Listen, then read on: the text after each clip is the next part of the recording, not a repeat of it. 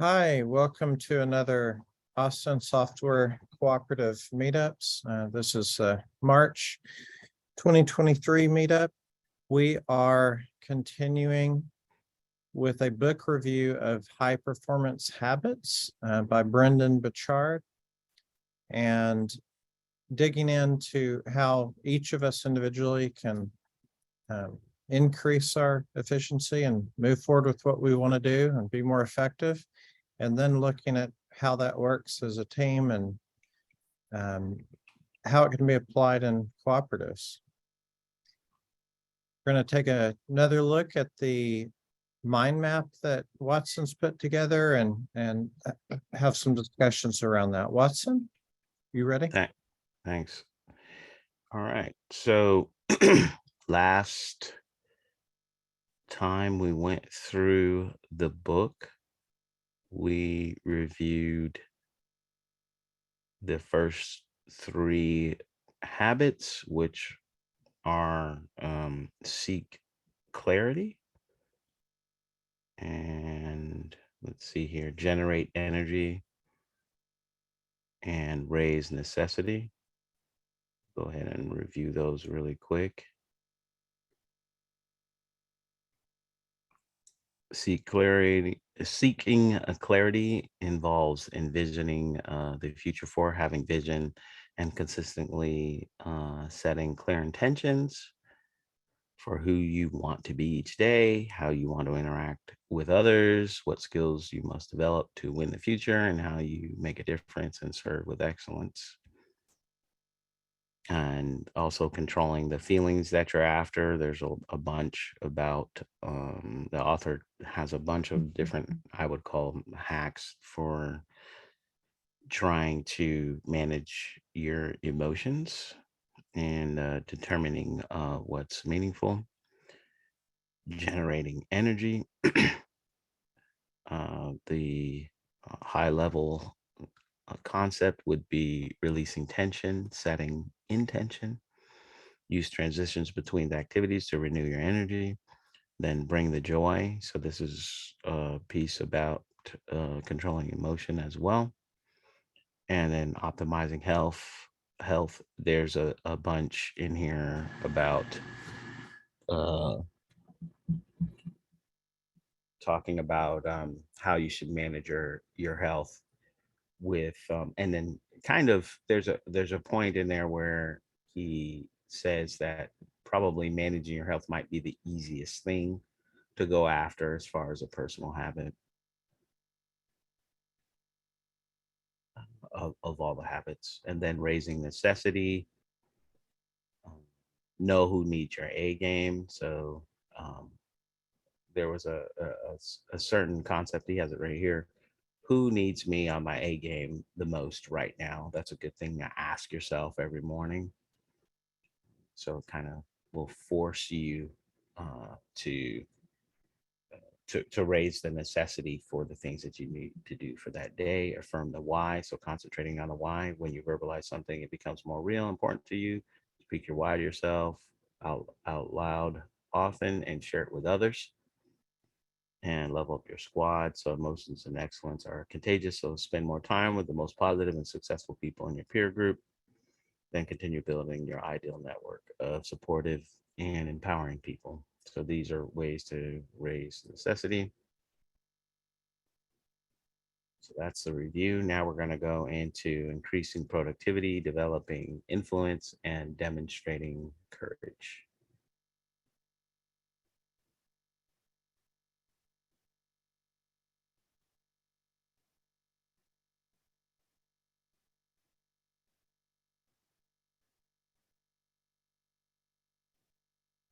So I can say at the outset, one of the things of this chapter was that stood out to me was deliberate practice. So the way that you go about developing your skills makes a difference. So having said that, I'll jump in here. High performance have a very deliberate approach in planning their days, projects, and tasks compared to under performers. So like most productive people, high performers score well on statements such as I'm good at setting priorities and working on what's important. And I stay focused and avoid distractions and temptations. Uh, our research found that if you feel that you are more productive, you are statistically more likely to feel happier, more successful, and more confident. It has a bunch about being happy and associating that with productivity. And I will say, even before dive in a little bit more, one of the I guess, a counterintuitive truth about productivity is he says that happiness and productivity are associated within these high performers. So you may think that somebody that's a high performer might just be, someone that just works so much that they're not happy.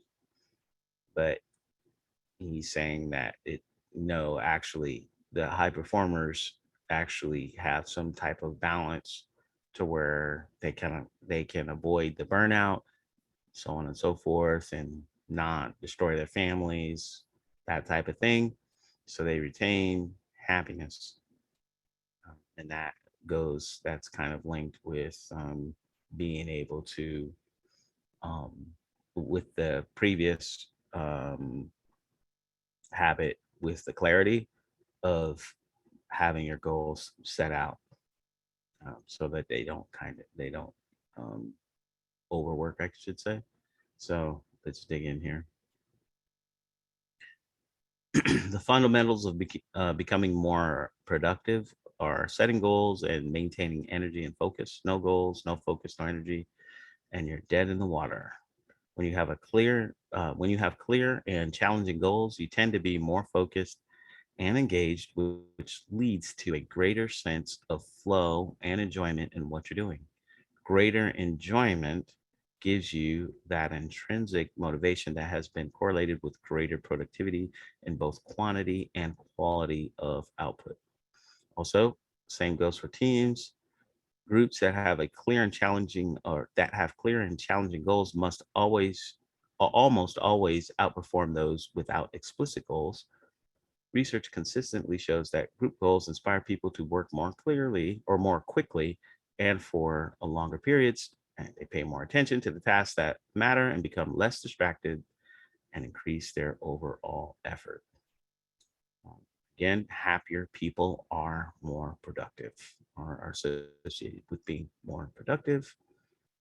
Some other productivity basics: a distraction lowers productivity by 20%. And then interruptions. Most people in larger organizations are interrupted several times during any given task, activity, or meeting. When they have trouble focusing again and catching back up to what they were doing. So these are kind of the basics of productivity. Can jump into the work-life balance. A great mistake most people make is to think of balance in terms of evenly distributed hours. So that would be a counterintuitive type truth here. When most people believe that they're out of balance, it's because one area of their life becomes more intense, important, and time consuming than the other areas. They got so obsessed about work that they let their health or marriage slide, or they got so focused on a family issue that their work suffered. Solution is to keep perspective in life by keeping an eye on quality or progress of major life arenas. A simple weekly review of what we're after, the major areas of our life, help us to rebalance or at least plan for more balance. If you aren't consistently measuring the major arenas of your life, then you couldn't possibly know what the balance you seek is or is not. And this is a recurring theme in the book. There's a lot of daily reviewing and weekly reviewing of lists for yourself and saying that this is what high performers do. They kind of do it intuitively, but a major theme of the book is that you can make these habits by making these lists and asking yourselves these questions or doing these reviews weekly, daily, monthly, yearly, that kind of thing.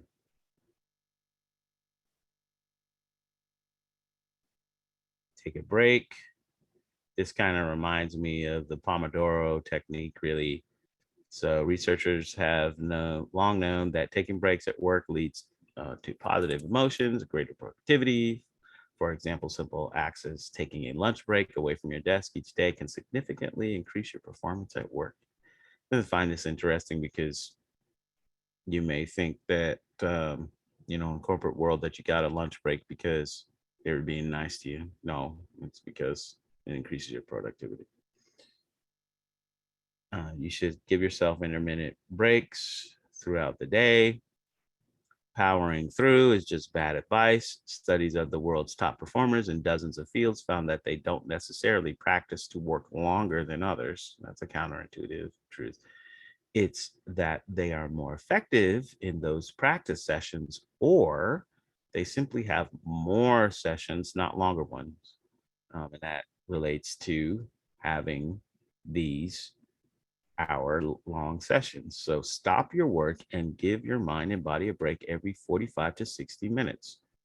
You can't just close your eyes and meditate at your desk either.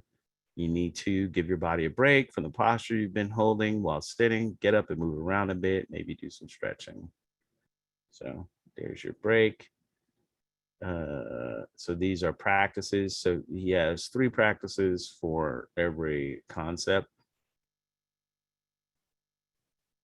And this one is increase the outputs that matter. I want to say that this might be a big, a really important concept in the book. Um, it really, I don't know why this one was in this chapter and not in the clarity chapter. It seems like it should have been in the clarity chapter. But in any case, high performers have mastered the art of prolific quality output. They produce more high quality output than their peers over the long term. And that is how they become more effective, better known, and more remembered. They aim their attention and consistent efforts towards PQO and minimize any distractions, including opportunities that would steal them away from the craft. So this PQO is kind of a concept that you could see in other type of business books. It really is really all over the place, but this is his way of describing it and his acronym. But when you really focus on some one thing, when you get that thing right, your productivity has a real burst. So here it's it's taking that concept of, you could say it's a you could say a Peter Drucker concept. I want to say that it's kind of being good at one thing, and then taking it and focusing or applying it to the individual. Finding it out, or finding out what it is, I would say, is probably not that easy. So when you do find it out, you have some questions that you can ask yourself here later in the chapter to try to find out what your PQO would be. So you're figuring out what you're supposed to do, produce, and learning priorities and creation, quality, and frequency output is one of the greatest breakthroughs you can have in your career. And this is some advice. He wants people spending 60% or more of their work week around PQO. In his experience over the past decade, that 60% figure seems to be the sweet spot where the real results start to happen for a person's career. For most people, the other 40% ends up being in buckets such as strategy, team management, and everyday tasks. So I guess one of the excuses for not applying your time to your PQO would be procrastination. I found this to be kind of counterintuitive, but probably true. Despite how familiar we are with blaming procrastination, it's not a real thing. Procrastination is not or isn't a part of the human psyche. It's not even a personality trait. It's also not a result of poor time management skills that can easily be pointed at. Instead, researchers have found that procrastination is really a motivational problem. Something to remember.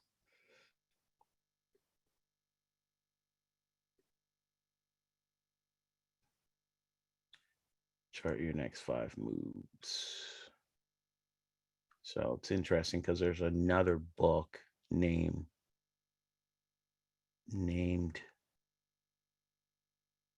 Find Your Next 5 Moves. I wonder if that guy ripped that from this book. This is quite interesting. But if there are only 5 major moves to make a goal that you want happen, what would they be?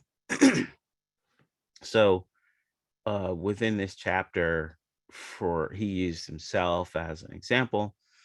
There were lots of things he was getting tied down in. He found out that his PQO was writing books. And then he had lots of tasks that he thought would be involved in writing books and should be set as high priorities, going to all types of book writing seminars and all this. And he figured out, you know what, after talking to a bunch of authors and reading what they said, the most important thing was to write the book. It was to get the book written. And so that was his first move. It wasn't his fifth move, it was his first move. And then he had other things after that. So that kind of can put things. And so he measures himself in how many books about high performance and so on and so forth he can write that brought the most value for his life and uh, that he could bring to other people. Now that's kind of, if you're going to apply it to yourself, it it would look something like that. So think of each major move as a big bucket of activities, a project. These 5 big projects that move you towards achieving your dream can then be broken down into deliverables, deadlines, and activities. So his dream was having a New York Times bestseller, and he accomplished that. And so the writing of the book was the culmination of the 5 projects. Or actually, the New York Times portion and it having all the accolades and all that was the culmination. The first project was actually writing a book. Then he had other things he had to do after that, as far as marketing and all that. Once you're clear on these things, put them into your calendar, scheduling the bulk of your time in protected blocks during which you do nothing but make progress towards the activity that the specific block is dedicated to. So if you showed up at your house and said, "Show me your calendar," you should be able to see the major projects you're working towards. If you couldn't discern your weekly and monthly calendar from your weekly and monthly calendar, what major moves you're working towards, then you're not optimizing your time. And you're at the risk of getting sucked into a life of reaction and distraction. So this is a big takeaway from the book. He's big on using calendars and blocking out the whole year of your time towards what you're supposed to be doing. So all through your weekly, your monthly, and your whole year should be all blocked out. Probably for the month, 3 months away, you're probably having something that would be the major project, some type of higher level goal for the month. and you probably, as you get closer to that month, you would start to break it down. But your next couple of months, it's all set out. So this is, and he's saying that high performers are very meticulous about their time. This is one of the things that keeps them from having the distractions and other people coming in and dominating their time, which if you are a high performer, everybody wants to get your attention and have your time. So you have to have these things for your priorities. Otherwise, it's going to have a big effect on your productivity.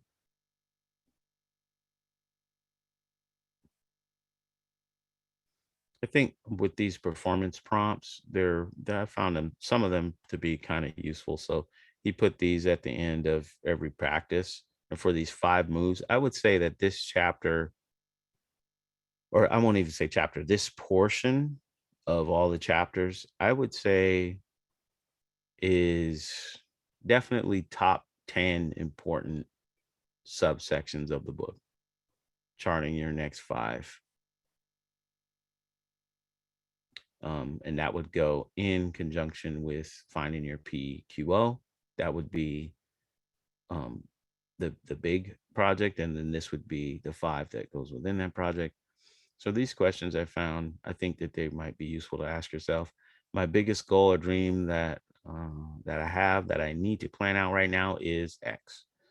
The 5 moves that would help me progress swiftly towards accomplishing that dream are X. The timeline for each of my 5 moves are X. 5 people who have achieved the dream that I could study, seek out, interview are X, Y, Z. The less important activities or bad habits I'm going to cut out of my schedule so I can focus more time on my 5 moves. The next 3 months include X. So those are questions as far as planning. If you go through the book, those are kind of some low-hanging fruit that you can use to move forward. Get insanely good at key skills. So this, I would say, I would put this definitely top 10 important parts. I would say maybe counterintuitive truths within the book, and the way to look at it at a high level. It's all about progressive mastery. So whenever let's go up here. To become more productive, you need to become more competent. And you have to master the primary skills needed to win in your primary field of interest. Some of this, I would say, it goes in the last time we reviewed this, he has a view of skills that is similar to the Strength Finders, I want to say Marcus Buckingham group, but he does not really care about natural talents that much. He's more about these habits at the higher level that you can train. And he is more focused on, he's definitely more focused on, or he's more open to working on weaknesses than the Strength Finders people are. The Strength Finders would say, and they even, I think I'm paraphrasing, but they want you to work 90% on your strengths, period. And he's not about that. He is about going after skills. So that if you remember Strength Finders, there's talents, which are natural talents that would take 10 years or longer to change if you could change them. And he lists out those talents. And then there's skills that go with this talent. So for instance, you could have the talent of focus, which would be something that would kind of you're born with or developed as as a kid. And then you could have a skill of playing the piano, and you could use your talent of focus to tune out the crowd while you're playing the piano. That could be a way that you can make piano playing into a strength. So combining a talent and a skill, you can have a strength, which is something you could be world class at. And that was their argument of that was their way of describing strengths and saying, hey, this is a way that you can become world class at things and so on and so forth. His thing is going to be more if you're going to be a high performer. So high performer is more of a broad definition. And then he's saying that these skills are all trainable, which is not actually opposing some of the strength finders people, because they believe their skills are trainable as well. I think that they're saying that some talents go with some skills more than others. So you can compose them and do and make it. You can implement a skill in your unique way, but to be world class, some things are not. I won't say they're not compatible, but they're just not as compatible as other ones. As far as talents and skills, he's not so big on that, and he's also about saying you need to master skills that are on your pathway to achieving your goals. So kind of that part is more traditional thinking.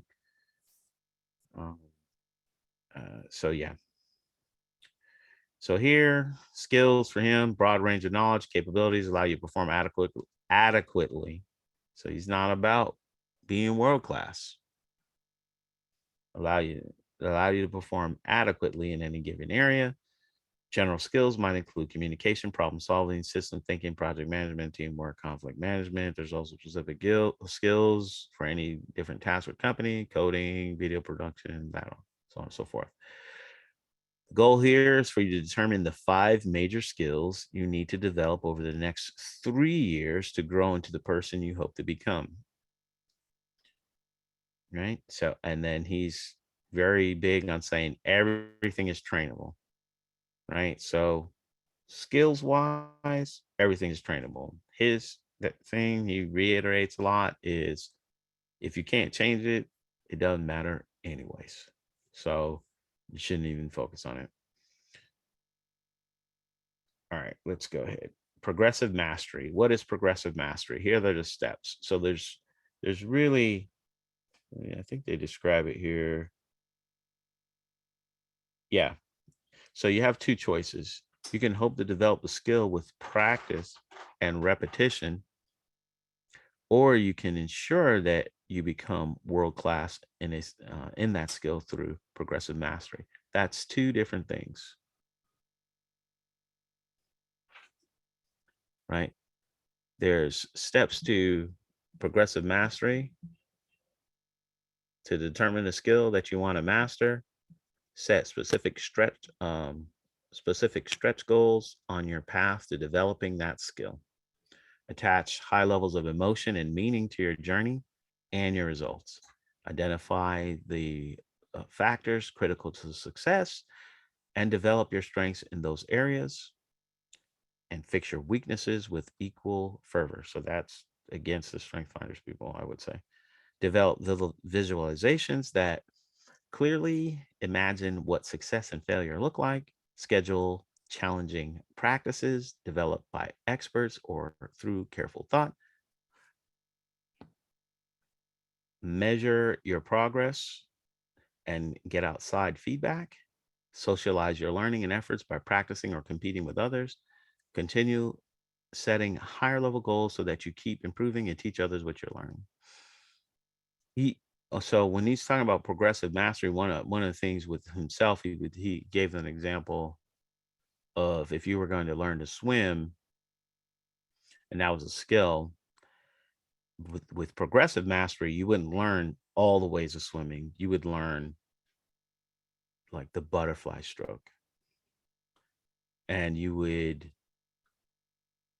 measure yourself on 100 meters or 50 meters in your time. That would be closer to progressive mastery, being very specific on how you're doing it. And you would also, like he was saying here, you could even enter into a competition, but you would have other people be able to critique how you're doing your swimming, so on and so forth. That would be the best way to try to master swimming, right? And so that would be deliberate practice. So again, you're including, instead of relying again on practice and repetition, which is kind of the normal way that you would learn a skill, you're going to rely on emotion, socialization, and teaching. You're going to put a high emphasis on those instead of just repetition. Those are so high performers, they are going to, it's positively correlated. This deliberate practice technique is positively correlated with them. And those skills, those 5 skills that you would need in order to accomplish your dream goal or your next 5 moves and all that, you would, the best way to, the most productive way to do that would be through deliberate practice. Any questions about that chapter, or really the yeah, any questions about that chapter? What are the, it, let me start over. It makes me think of the strength finders for part of it. So what are the differences that you see from strength finders? The progressive practice seems somewhat different, but it also seems like it could be complementary to the way strength finders is looking at things and focusing on your strengths and only a minimal amount on weaknesses, but you could focus on a specific area for the strength versus saying, I'm going to do all of it. So that would be the progressive. But do you see like some big differences that are conflicts between those? Yeah, the talent portion. That strength finders, something like empathy is a talent. It wasn't a strength, it wasn't a skill, it was a talent. And there are certain things that were talents. So you're born with them or you develop them the first 4 years of your life, that kind of thing. And it would take, it's not useful to try to change a talent. The argument was they put a little wiggle room in there and say you could change it if you worked hard on it for 10 years.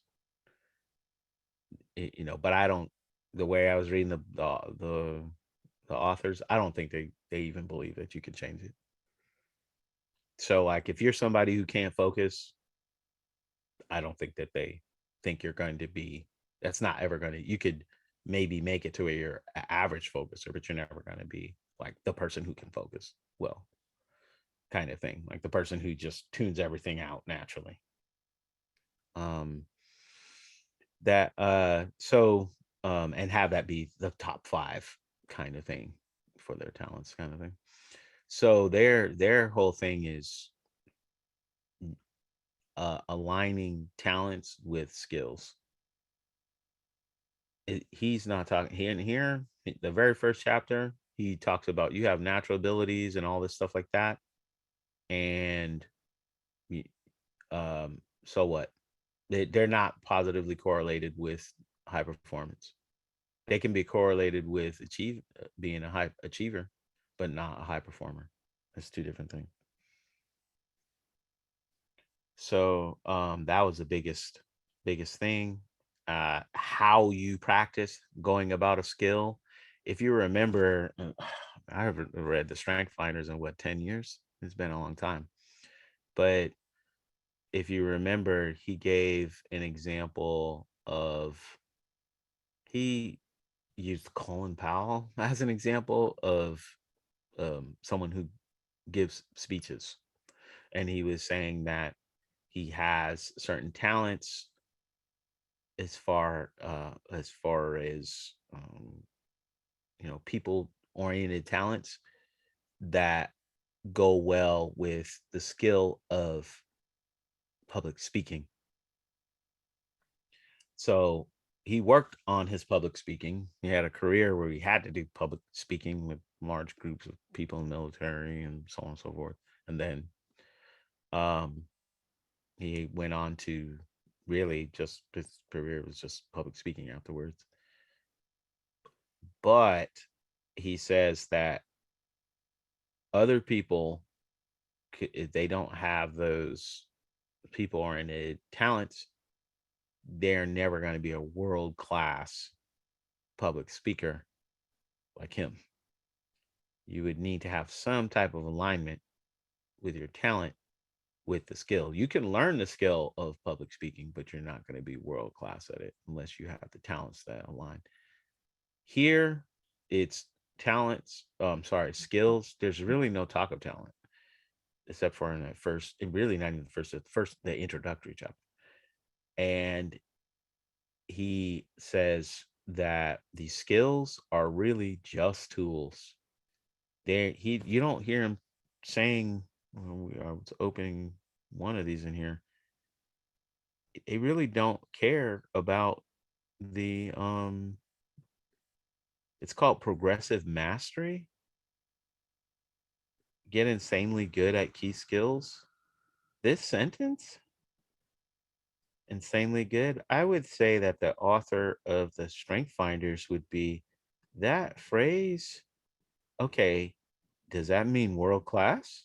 What does insanely good mean? It doesn't mean world class. They would argue against that, I would say.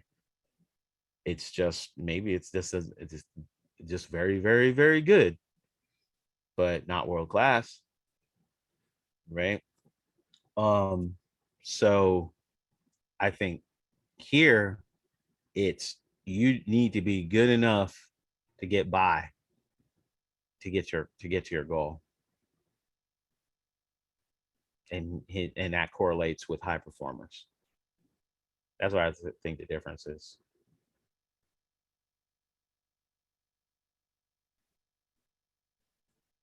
Let's go. All right, let's move. I Go ahead. kind of lost you on that last bit Mhm. as far as when we're saying world class and the difference on how Strength Finder says if you want to be world class, then how you get there versus what would um this way as far as high performance habits. I mean, it seems like the goal is the same. He's not talking about world class here. Okay. That's why I'm this insanely good. Okay. This is kind of like I would say if I were coming from the Strength Finder side, this is like a weasel phrase. Insanely good is just means good. It doesn't mean world class. And high performers don't care about world class. They care about their goals. The goal can be at the end can be something that's influential on the world stage, but the skills that get you there don't need to be world class. all right. So there doesn't need to be any alignment of natural talent to skill. I don't see that in here at all. His main premise is all of it is trainable. So it's so the I guess the overlap in my mind would be the end goals. You could want to have an impact that is the same impact that people that would be considered world class. You may want to have that type of impact. And the way that I'm taking this, just this is my view, would be this is a pragmatic approach to reaching your goals, including if you wanted to be, I mean, you're saying insanely good at key skills, but that's all that is saying, how do I get to my end goals? However it is.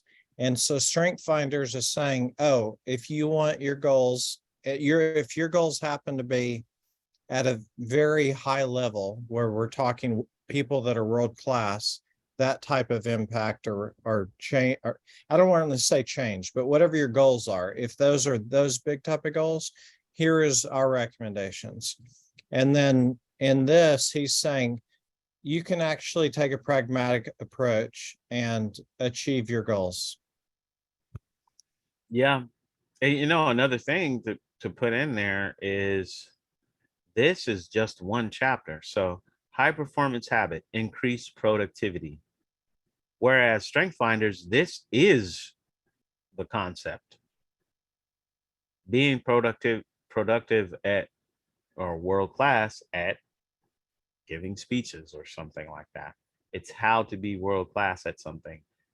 This book is saying no, there's a habit. You can have world class people who are what I would say what he's describing as high performers, how he creates high performers. And that's not the same thing as being a world class violinist.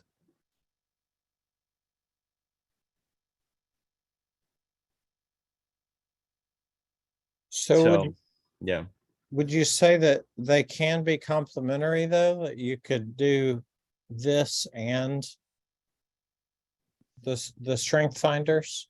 I want to say that there's some compliment, but I want to say they're antagonistic. I mean, he kind of lays down a gauntlet in the first chapter. So let's use the violinist as an example.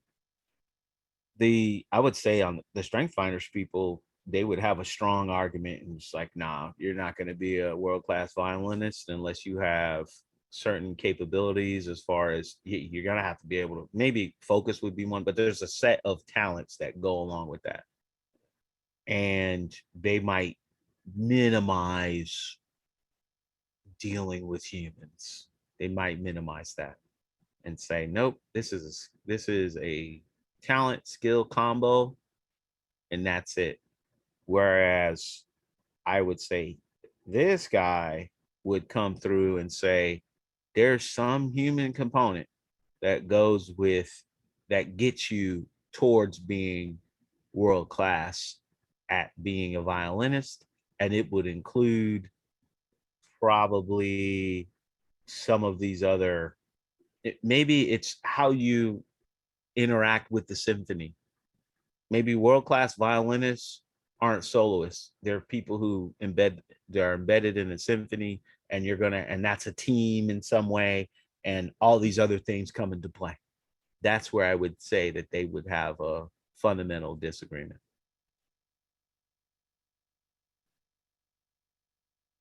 And I think he lays that concept down earlier. Like high performers are embedded in the humans. It's interesting. It feels like you were talking about some of the high performers maybe doing some of the things intuitively. They're not intentionally doing them. And you had talked about it because you were saying you can choose to be intentional about these things. But people that are already high performers, some of them may be doing some things intuitively.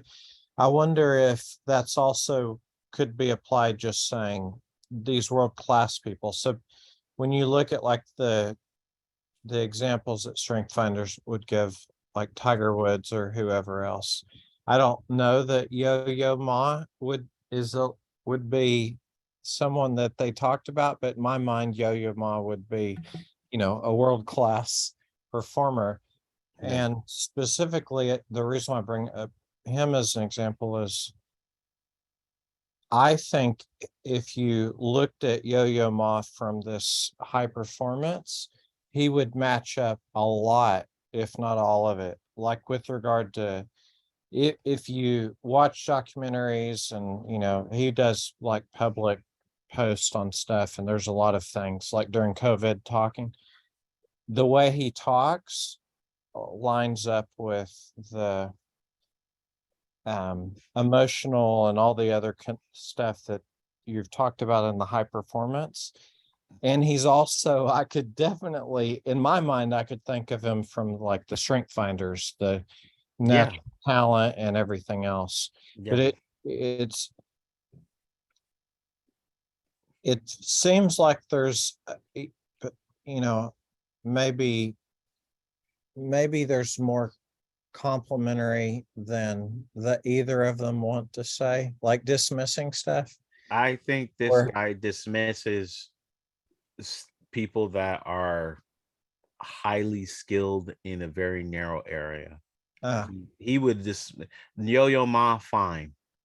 The people, you know, Mozart dealing with symphonies and all that, he would be like, no, Mozart would be another level than Yo-Yo Ma, and he would have some embeddedness in a community.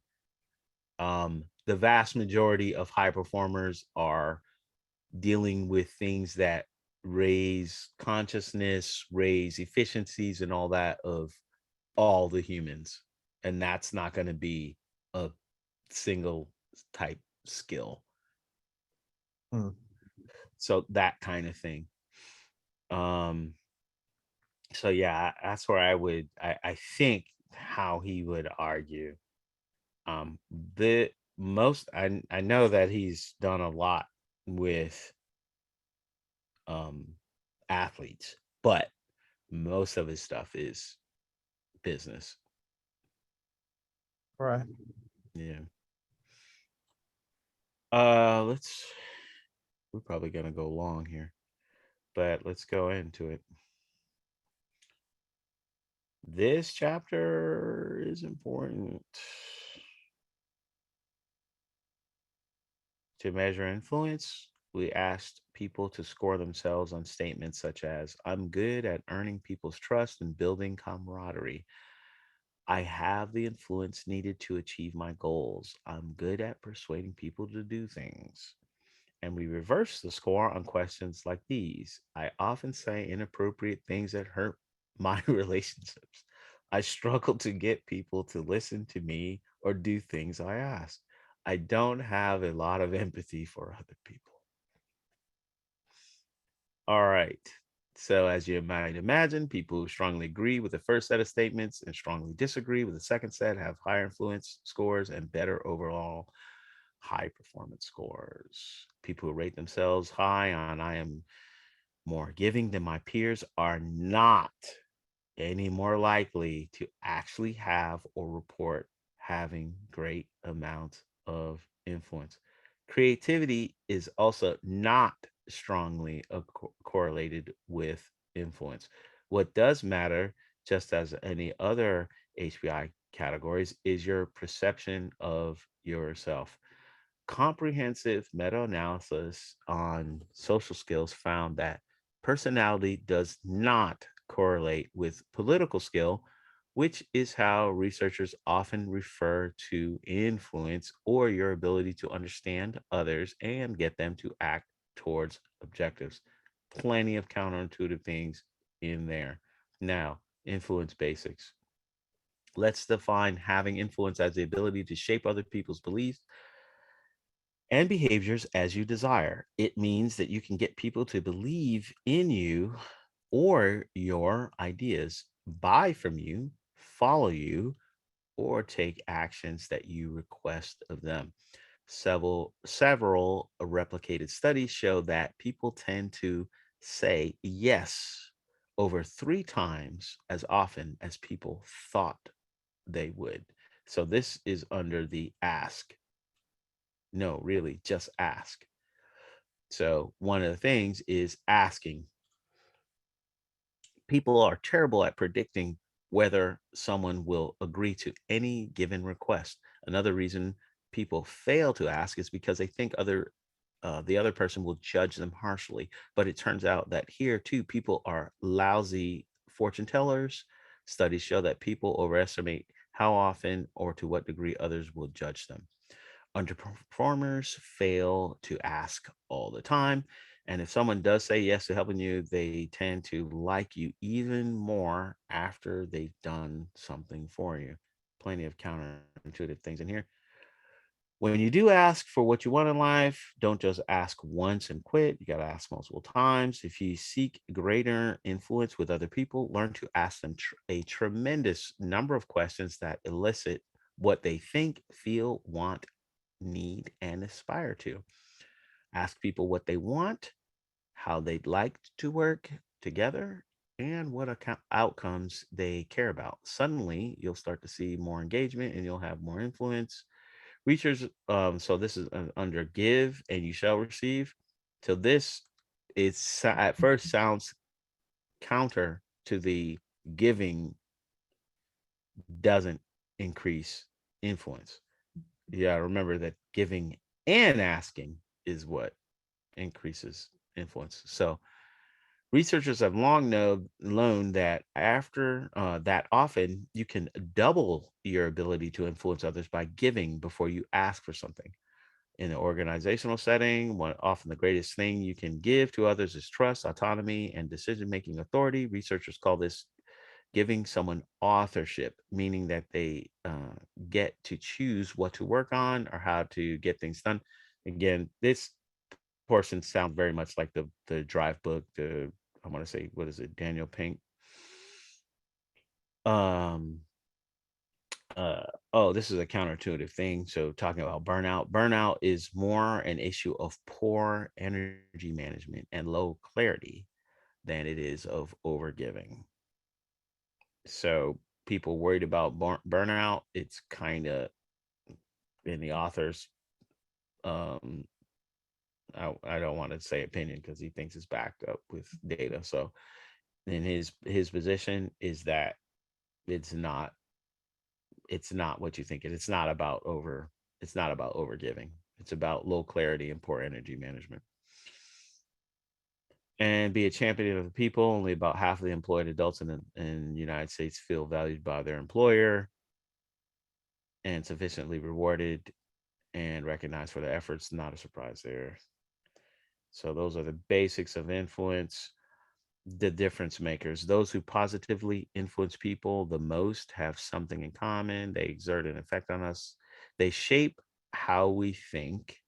They challenge us in some way, and they serve as role models. And then here is his little influence model. So you need to be a role model, or just basically exemplify the way that you think people should go. This isn't just about ethics. This is about kind of also like a pathway to how teach people how to think. I know that sounds, I don't know, to me it sounds pretentious.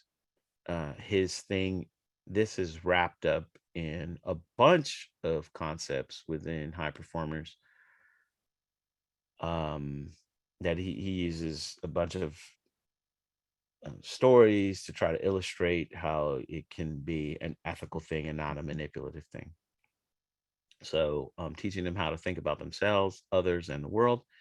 Challenge people how to grow and contribute. So that's their character, their connections, and contributions.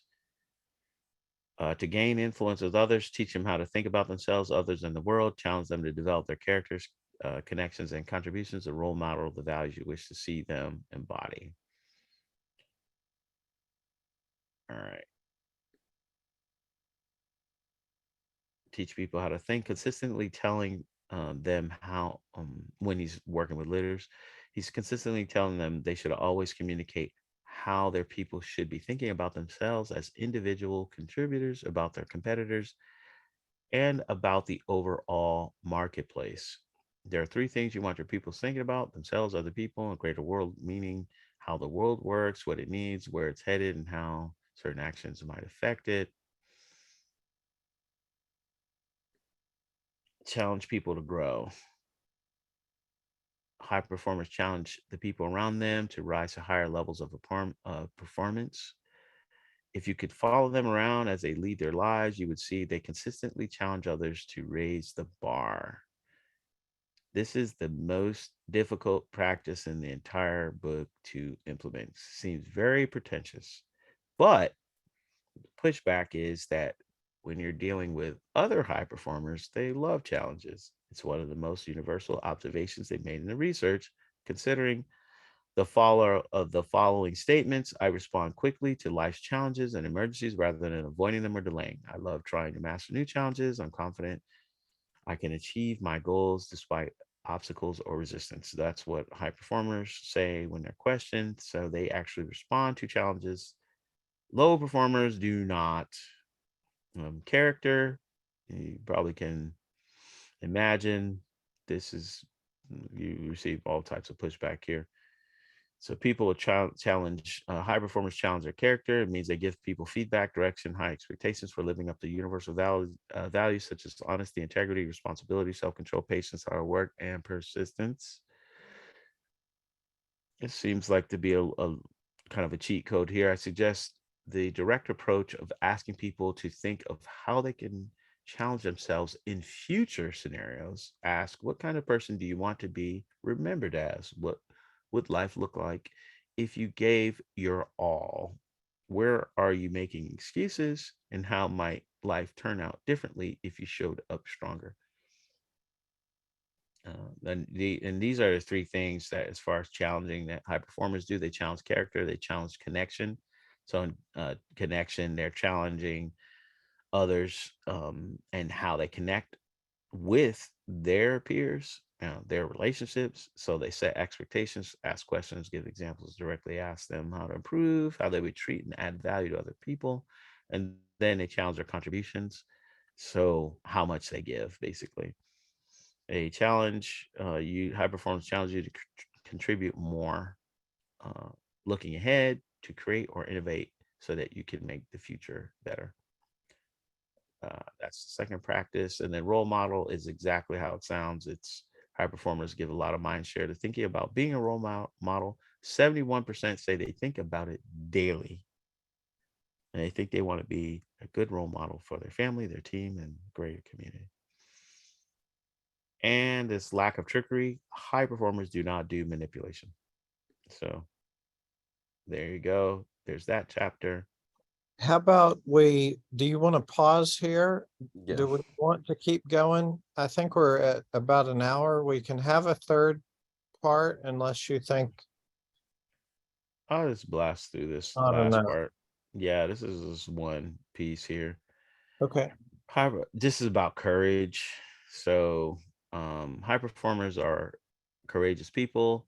The data show that courage is significantly correlated with high performance. In fact, higher courage scores are related to higher scores than all the other. HP6. This means that individuals who have developed greater courage in life also tend to have more clarity, energy, necessity, productivity, and influence. People think of courage as a human virtue, but the counterintuitive truth is that it's incorrect. Courage is more likely a skill, since anyone can learn it. What we can agree on is that for courage, there's many kinds of courage. That for someone to demonstrate courage, these things have to be present: risk, fear, and a good reason to ask. So there's physical courage, moral courage, psychological courage, everyday courage. He thinks of courage as taking a determined action to serve an authentic, noble, or life enhancing goal in the face of risk, fear, adversity, or opposition.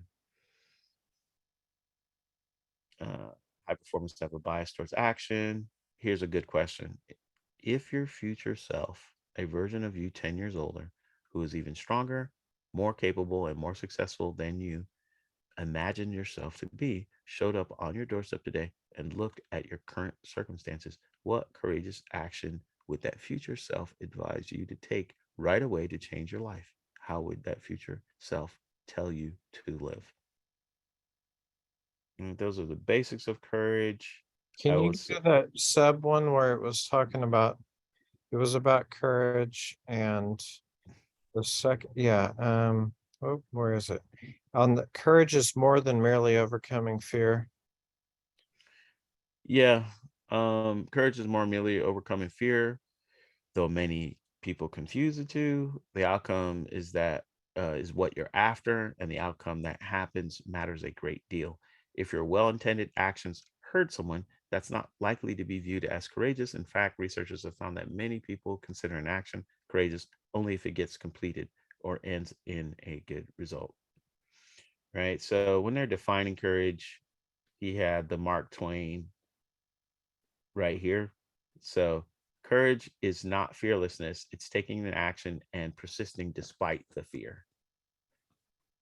Right. So the courage can lead it to fearlessness in many domains. For example, psychologists found that most parachuting trainees are fearful when they start doing it, but then eventually they're not fearful anymore. All right. All So right. there's that. Yeah. Honor the struggle. He's saying that we're less courageous today as a society because we avoid struggle. Uh, and he's saying that as a society, we need to see struggle as as necessary, important, and positive part of our journey. Then we can find true peace and personal power. And essentially, this portion is saying that high performers value struggle, right? They do not dread challenge, failure, or inevitable difficulties that learning and growing entail. Our findings align with the decades of psychological research on people with a growth mindset. People with such a mindset believe they can improve, love a challenge, so on and so forth. Fixed mindset believe and behave that the opposite. They believe that their abilities, intelligence, and traits are set, fixed, and limited. They don't think that they can change and win. And that creates fear anytime they are faced with something that lies beyond their natural strengths. This kind of, I want to say, might be a jab at the strength finders people. All right. Let's go. We don't need to do the two human stories. Let's go close this down. So these are practices. Share your truth and ambitions. There's some things in here that it might be important. It's the main motivation of humankind to be free, express our true selves, and pursue our dreams. This piece is really about you should share what you're doing and don't minimize yourself. Here it is. Minimizing. Many people wrote in and said they weren't worried others would that they weren't worried that others would judge them as insufficient. They were worried that by being their best, they would make others feel insignificant. So this is minimizing yourself in order for others to not feel belittled. And he's saying that's not humility, that's lying. He does not like it when people do this. And he has a whole portion in here about that. Don't minimize yourself. Find someone to fight for. This is kind of a cheat code. The high performers always find someone to fight for, and then um courage through complexity. The kinds of courageous acts that you're proud of at the end of your life are those in which you face uncertainty and real risk, real stakes, so on and so forth, without an insurance of safety and reward and success. So, all right, that is courage. So that is the last of the habits. The other pieces are don't get into the point where you think these are the downfalls of high performer that he measured, and when they became high performers and they fell. So they started thinking that they were more superior than others. They had the mentality of being dissatisfied with what they were doing. So that's counterintuitive because you might think that, oh, I'm never satisfied. I'm content. I'm not content with what I'm doing. That makes me grow more. So maybe that would be a trait of high performers. He's saying no. High performers are actually counterintuitively, they are content where they are. They're happy. Remember, happiness is associated with high performance. So but they're content in their way of growing and performing, right? They're content with their progress. Probably most likely with all of the other things, the way that they measure themselves and all that, they know that they're giving best effort. And then another way to fail is to neglect. So you start really focusing on one part of your life. So this goes back to the balance, and then you start neglecting the family, and you just self-destruct. So there you go. And then the thing is about confidence. So you don't have to worry about that one. All right, that was it. Any final comments?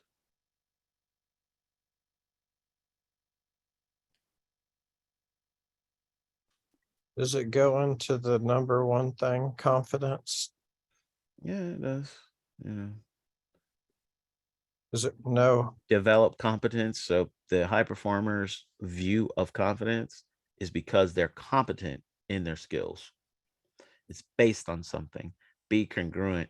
So your principles that you have, that you espouse, that you've internalized, they are expressed in your life. So what you do and what you believe are congruent. They're not exactly the same, but they're pretty close. You know, you can always be growing. And then they enjoy connecting. Well, there's a counterintuitive thing in here. And throughout the book, he really talks about high performers when they're connecting, they're not, there's no association with personality type and high performers. So you can be a high performer and be an introvert and extrovert, and high performers, even though they're introverts, can be introverts. They figure out a way to connect with others. It could be based off of um, trying to build them up, uh, but they find a way to focus on others, and it's not based off of charisma. So those, and then they have confidence with this connect with others that way. So they're All right.